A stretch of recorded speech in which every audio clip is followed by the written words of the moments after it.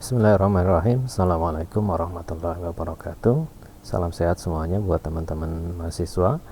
Oke, pada pagi hari ini kita berjumpa kembali pada bahasan tentang normalisasi basis data. Jadi seperti capture yang pertama kemarin kita udah sampaikan bahwa untuk kita bisa membuat satu sistem database dengan aplikasi apapun, terutama yang kita akan coba nanti dengan Microsoft Access, itu perlu proses apa yang disebut dengan normalisasi basis data. Baik, kita langsung saja.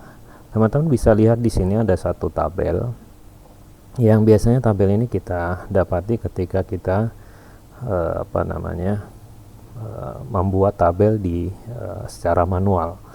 Jadi kalau tabel di sini ada nama mahasiswa, kemudian NIM, tanggal lahir dan seterusnya.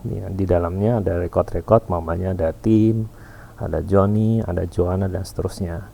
Tetapi kalau Anda amati lebih detail, ternyata di situ ada proses pengulangan yang sebetulnya itu bisa dihilangkan ketika kita bisa membuat tabel-tabel itu menjadi susunan yang bentuk normal.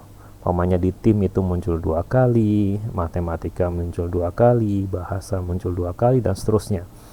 Nah, kita perlu melakukan normalisasi atau proses-proses di dalam mengatur tabel tersebut. Nanti ada proses dekomposisi dan seterusnya. Nah, sebetulnya normalisasi itu apa? Jadi normalisasi sendiri adalah proses pembentukan relasi basis data ke dalam bentuk normal, sehingga sebagian besar ambiguity bermakna banyak bisa dihilangkan. Teman-teman sudah paham terkait dengan relasi basis data. Ketika kita breakdown ke bawah, kita jelaskan atau kita pernah membuat apa yang disebut dengan relationship dan seterusnya. Jadi tabel satu dengan tabelnya lainnya saling berhubungan. Nah, bentuk normal sendiri adalah aturan-aturan yang harus dipenuhi oleh relasi-relasi dalam basis data. Nah, normalisasi juga dilakukan melalui suatu proses uji coba pada suatu relasi yang secara berkelanjutan untuk menentukan apakah relasi itu sudah baik, yaitu dapat dilakukan proses insert, kemudian update, kemudian delete, modifikasi pada satu atau beberapa atribut tanpa mempengaruhi integritas data dalam relasi tersebut.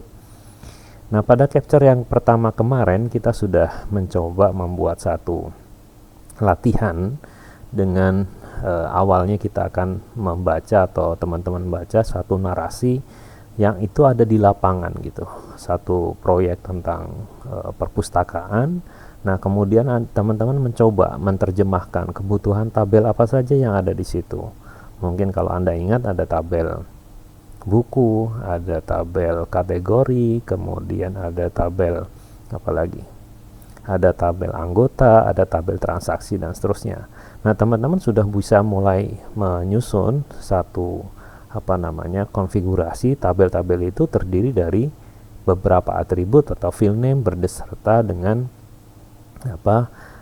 isiannya, tipe datanya sampai pada relasi. Nah, itulah proses-proses yang awal kita belajar tentang normalisasi. Nah, kemudian proses normalisasi itu kalau disederhanakan adalah di situ ada proses normalisasi, kemudian bagaimana kita menggunakan teknik analisa datanya. Jadi kita bisa menganalisa kebutuhan data yang ada di situ, umpamanya ada inisial buku, kemudian ada pengarang, judul buku dan seterusnya. Kita sudah mulai menganalisa.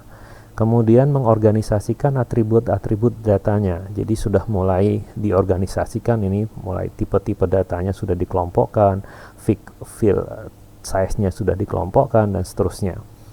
Nah, kemudian proses berikutnya teman-teman sudah paham itu ketika satu tabel itu isinya apa saja sudah mulai dikelompokkan. Jadi buku umpamanya identitasnya ada nomor buku, kemudian ada inisial bukunya, kemudian ada judul bukunya, kemudian ada pengarangnya dan seterusnya. Itu dijadikan satu yang disebut dengan entitas. Jadi entitas tertentu di situ. Nah, kemudian teman-teman juga bisa kemarin juga merasakan bagaimana membuat entitas itu berdasarkan pengelompokan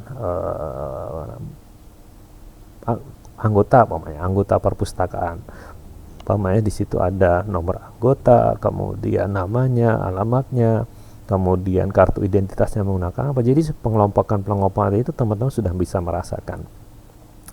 Nah, diharapkan dengan pengelompokan itu yang nanti teman-teman bisa coba satu dengan yang lainnya, itu nanti diharapkan akan menghasilkan satu tabel yang normal, yang di situ ada istilah kita non redundance, jadi tidak perlu pengulangan ataupun hasil yang pengulangan yang banyak yang tidak diperlukan.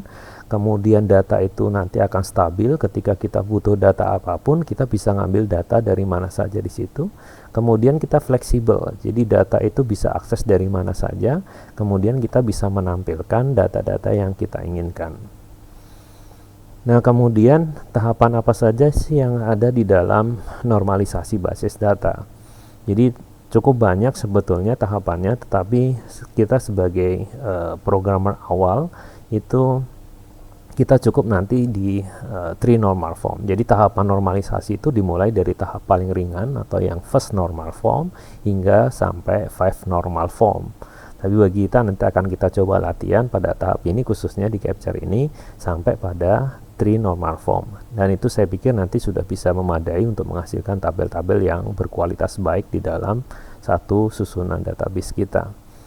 Nah, untuk menjelaskan kembali, di situ ada first normal form, second normal form, kemudian third normal form. Itu nanti istilah kita sudah cukup untuk bisa kaedah boy code normal form itu sudah bisa tercapai. Nah, kemudian kalau perkembangan tingkat lanjut itu bisa sampai 4 sampai 5 normal form. Nah, sekarang kita bahas detailnya tentang apa itu tabel universal juga. Jadi tabel universal seperti tabel yang kita sering hadapi di dunia istilahnya tabel yang manual gitu. Nah, ini tabel-tabel yang bisa merangkum semua kelompok data yang saling berhubungan.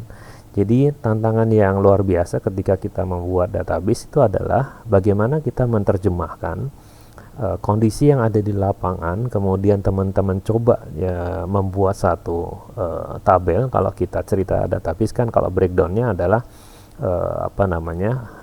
di dunia yang nyata, kemudian ada di situ di dalamnya database itu adalah terdiri dari beberapa tabel di situ. Nah, di dalam tabel ada nanti record, kemudian field dan seterusnya. Nah, kita lihat di sini, umpamanya pertanyaannya, apakah tabel ini normal? Pertanyaannya adalah tabel ini tidak normal, karena sekali lagi ada pengulangan yang tidak perlu ditulis seharusnya. Umpamanya kita harus menulis matematika 2 kali, bahasa 2 kali, ada nama mahasiswa tim juga 2 kali, NIM-nya 2 kali diinputkan dan seterusnya. Ini salah satu contoh indikasi kalau teman-teman membuat tabel seperti ini adalah perlu ada normalisasi.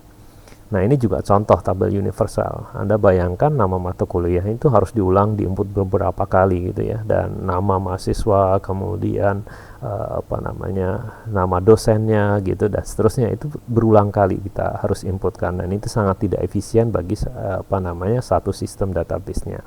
Ibaratnya gini, kalau dalam sistem database itu cukup kita menginput 1 kali, tapi kita bisa gunakan berulang kali, dan tadi kita bisa bisa simpulkan ketika suatu database yang bagus itu sifatnya fleksibel, ketika kita ngambil data dari mana saja bisa, kemudian nanti bisa valid datanya dan seterusnya. Nah, ini contoh juga, umpamanya Anda lihat first normal form, Anda lihat di situ umpamanya ada tabel yang atas ya, suatu format tabel yang dikenal sehari-hari. Biasanya ada NIP, ada nama karyawan, kemudian nama departemen. Di bawahnya ada yang kosong, itu artinya logika kita adalah itu sama datanya. Nah, kemudian yang berbeda adalah di kursusnya, umpamanya yang pertama AutoCAD, yang kedua adalah Photoshop. Nah, tetapi bentuk yang tabel yang kedua, bentuk unnormalized atau redundancy adalah kita lihat, ini kita ambil data dari internet contohnya. Nah, Anda lihat di situ ahli topan ditulis 2 kali, geologi dan seterusnya.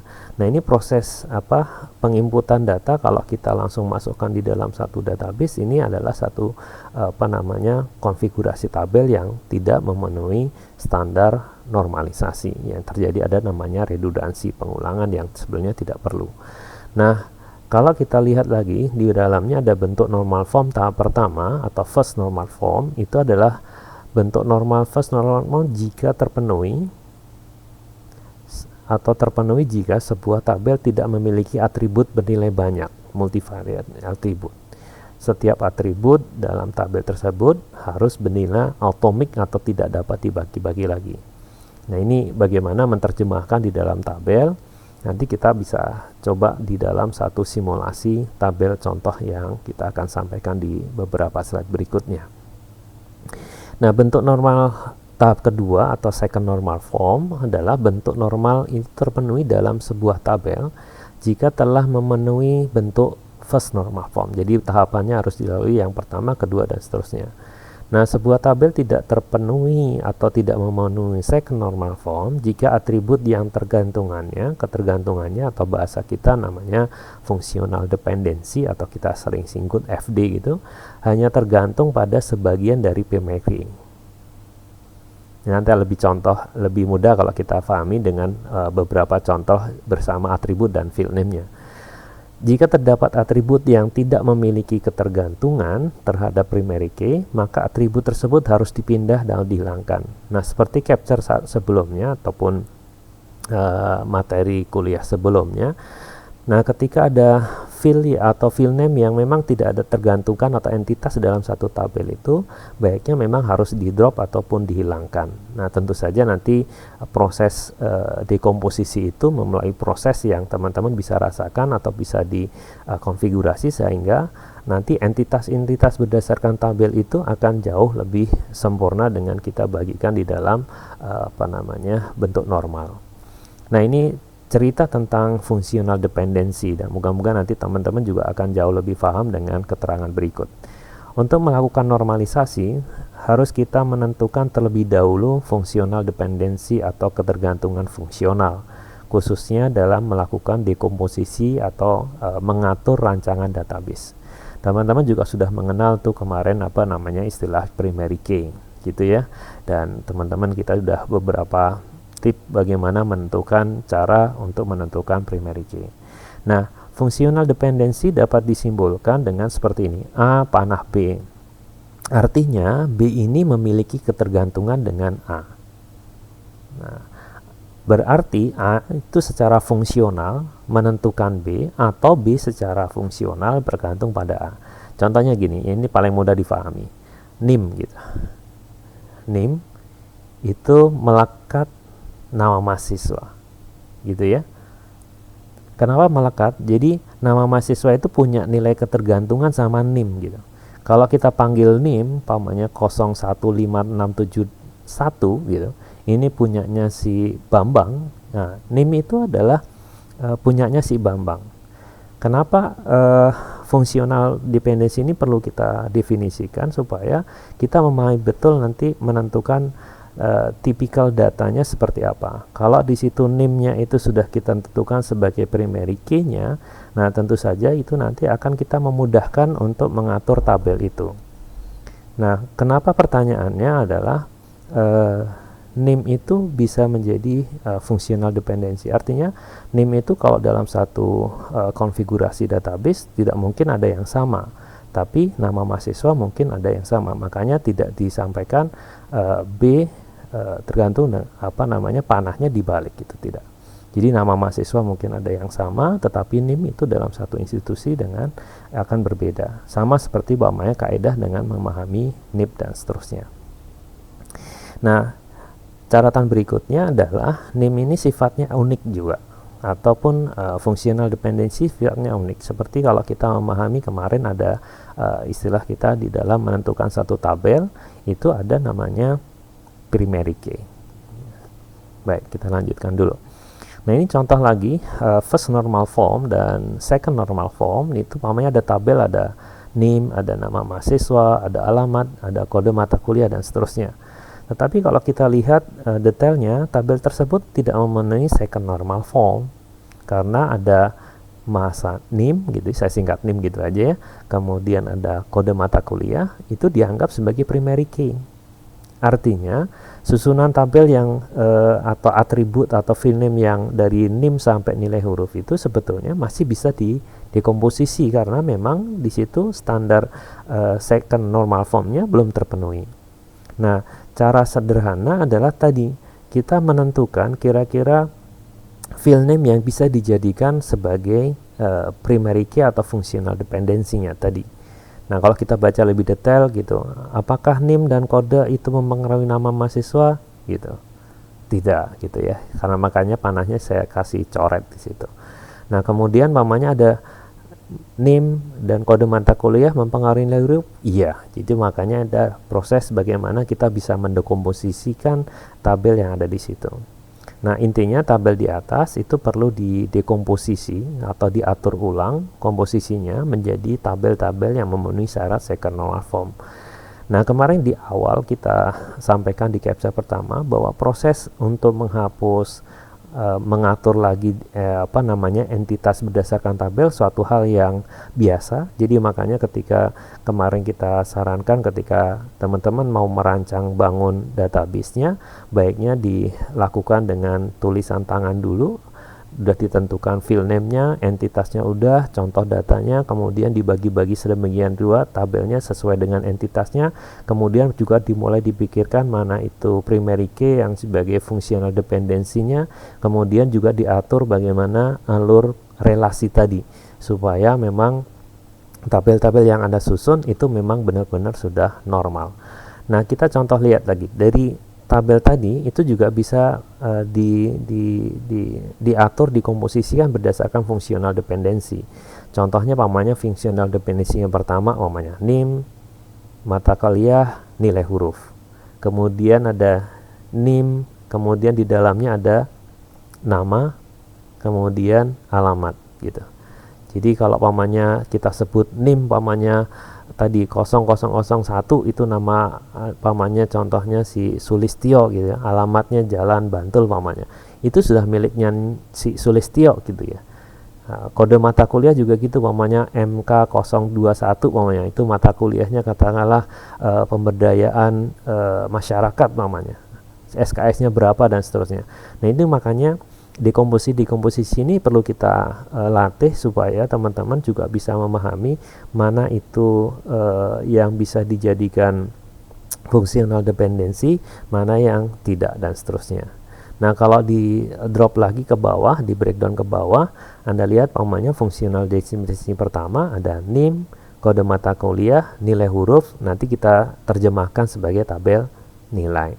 Kemudian functional dependency yang kedua itu ada NIM, nama mahasiswa, alamat, tabel mahasiswa. Kemudian fungsional dependensi ketiga ada kode mata kuliah, ada nama mata kuliah dan SKS-nya. Kemudian nanti kita kasih namanya tabel mata kuliah. Nah, teman-teman ketika mengatur fungsional dependensi ini, itu sudah mulai mengatur relasi basis datanya atau relasi tabelnya. Nah, ini tuh kita munculkan ketika Anda lihat di situ ada mahasiswa NIM, kode mata kuliah ada garis underscore atau garis bawah. Nah, itu kita bisa analogikan untuk membantu kita nanti membentuk relasinya. Pamannya mahasiswa NIM nanti kita relasikan, kode mata kuliah kita relasikan dan seterusnya. Nah, itu juga membantu kita ketika kita mengatur apa yang disebut dengan dekomposisi. Nah, kita coba bahas tentang normalisasi bentuk yang ketiga atau tree normal form. Nah, tree normal form terpenuhi jika telah memenuhi second normal form dan jika tidak ada atribut non-primary key yang memiliki ketergantungan terhadap atribut non-primary key yang lainnya. Bahasa yang paling mudah adalah teman-teman bisa menganalisa lagi kira-kira hal mana saja yang bisa dibuat dari tabel-tabel entitas yang kita buat itu bisa dipecah atau dikomposisi kembali menjadi satu hal yang tidak bisa dipecah lagi. Nah, itu contohnya seperti ini. Nah, ini tantangan kita untuk bisa mencoba menganalisa tabel yang kita sudah susun entitasnya itu menjadi satu hal yang menjadi lebih memenuhi syarat ke tree normal formnya. Contoh di sini ada nama tabel mahasiswa, ada NIM, nama, alamat, kemudian kota, provinsi dan seterusnya, kemudian ada alamat kode pos. Nah, ketika di situ ada tambahan kode pos gitu ya, kita baca dulu. Karena masih terdapat atribut non-primary key, yaitu alamat kota dan alamat provinsi yang memiliki ketergantungan pada kode pos katakanlah. Nah, ini perlu ada dekomposisi gitu. Nah, caranya nanti alamat kode pos itu nanti kita bikin file name baru, namanya alamat provinsi, alamat kota pada tabel yang berbeda.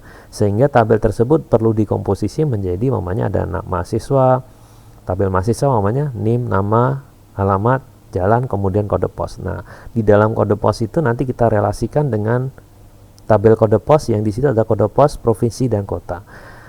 Nah, ini juga nanti ketika Anda buat dekomposisi ini juga nanti efisiensinya adalah ketika kita sudah punya record tentang kode pos, kita tidak perlu nuliskan berulang kali nama provinsi, kotanya, dan seterusnya. Itu fungsi antara lain ketika kita sudah pecah atau dekomposisi tabel itu menjadi lebih sempurna. Ini juga contoh sekalian, jadi intinya juga teman-teman yang awal untuk bisa membuat database, apalagi untuk membuat normalisasi basis data, memang tentu saja cukup banyak harus latihan di situ. Nanti di beberapa internet ataupun di beberapa laman yang menyediakan latihan, silahkan Anda bisa latihan di situ. Dan saya mohon izin juga gitu capture dari internet data di sini pamannya. Contoh first normal form menghilangkan redundansi pamannya. Kita juga di situ Anda lihat Ali Topan 2 kali, Cici Fahamida, Siti Nurhalizah 2 kali, sistem informasi. Jadi Bapak ada yang redundansi yang tidak perlu digunakan. Nah, bagaimana cara mengubahnya atau istilah kita namanya dekomposisinya? Nah, teman-teman lihat ini pecah jadi katakanlah 2 gitu ya. Ada NIP, nama karyawan, nama departemen, gaji, dan seterusnya. Jadi data karyawan itu cukup diinputkan sekali aja, Ali Topan juga sekali, Cici juga sekali, dan seterusnya. Kemudian kursus juga gitu, mata kuliah atau mata kursusnya yang dikursuskan juga mungkin Anda lihat di situ masih ada redundan. Nah, nanti kita bisa pecah lagi menjadi beberapa file atau yang kita dikomposisikan supaya lebih normal kembali. Nah, ini juga contoh nanti bagaimana kalau kita membuat normalisasi dengan tabel seperti ini. Sekali lagi ini baru bentuk first normal form. Kalau bentuknya second normal form jadi apa? Nah, ini tadi juga udah kita bahas, namanya ada nama mahasiswa, NIM, tanggal lahir jadi satu entitas sendiri, kemudian kode mata kuliah, SKS juga jadi entitas sendiri. Nah, kemudian ada NIM, kode mata kuliah, nilai, kemudian bobot jadi entitas sendiri. Ini sudah memenuhi second normal form, tapi belum memenuhi three normal form karena Anda lihat di sini ada nilai, ada bobot. Nah, kalau Anda lihat kan di situ ada nilai, ada bobot. A itu bobotnya 4, B 3. Ini masih ada redundansi. Nanti ada ketemu A lagi kita nulis. Walaupun kita lihat di situ ketika kita menginput data cuma satu karakter gitu ya, pamannya A cuma 4 gitu dan seterusnya. Tapi otomatisasi untuk membuat database itu jauh lebih baik lagi. Alangkah baik itu dipecah lagi dari NIM, kode mata kuliah, nilai, dan bobot itu dipecah menjadi three normal form. Nah, bentuknya kayak apa? Menjadi seperti ini. Jadi awalnya ada NIM, kode mata kuliah, nilai, bobot, itu menjadi nilai itu bobot sendiri. Jadi A itu 4 dan seterusnya. Kemudian NIM, kode mata kuliah, kemudian nilai. Nah, otomatis kalau nanti kita relasikan nilai dengan nilai, itu ketika ada yang menginputkan 4, menginputkan menginputkan A, B, C, otomatis bobotnya sudah akan terisi sesuai dengan yang ada di situ. Nah, ini contoh sederhana dan teman-teman juga nanti bisa terapkan pada project Anda masing-masing, terutama untuk membangun sistem informasinya, dan diharapkan nanti akan memudahkan kita bagaimana mengatur tabel-tabel kita menjadi bentuk yang normal, sehingga ketika kita terjemahkan dalam aplikasi itu akan berjalan dengan baik, artinya tidak ada redundance, ada null value, dan seterusnya. Nah, ini contoh catatan juga yang perlu disampaikan. Data yang sama tersimpan di beberapa, artinya rancangan database itu buruk jika data yang sama disimpan dalam beberapa tempat atau file record. kemudian ketidakmampuan untuk menghasilkan informasi tertentu ketika kita filter, kita query, datanya tidak sesuai yang kita inginkan. Kemudian terjadi kehilangan informasi atau null value, datanya tidak ada atau loss gitu ya. Ketika kita membuat relasinya keliru ataupun menginput datanya keliru, tipe datanya yang tidak match antara tabel, namanya tipe datanya dengan teks, dengan currency ataupun yang lainnya, itu akan membuat datanya loss di situ. Nah, terjadi adanya redundans, pengulangan atau duplikasi data sehingga memboroskan ruang penyimpanan. Makanya ketika kita mulai mendesain satu database itu perlu kita rancang sedemikian rupa supaya database itu benar-benar normal, stabil, fleksibel. Ketika kita ngambil data dari mana saja, itu datanya akan sesuai yang kita inginkan. Nah, jangan sampai ada muncul juga null value ya. Kemarin kita udah ceritakan bagaimana data itu kalau pamannya tidak match, datanya yang kita querykan, datanya tidak keluar. Nah, ini contoh redundancy yang luar biasa ketika data itu dicoba hanya sekitar 10-20 record, tapi ketika di query-nya keluarnya sampai 490.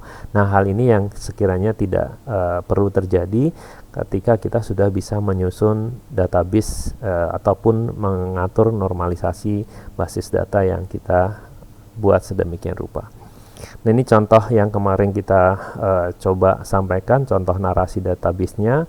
Nah, hari ini kita lanjutkan dengan ketika teman-teman kemarin sudah membuat rancangan dalam bentuk sketsa ataupun bentuk normalisasi dalam bentuk tulisan tangan, tabelnya, kemudian relasinya dan seterusnya.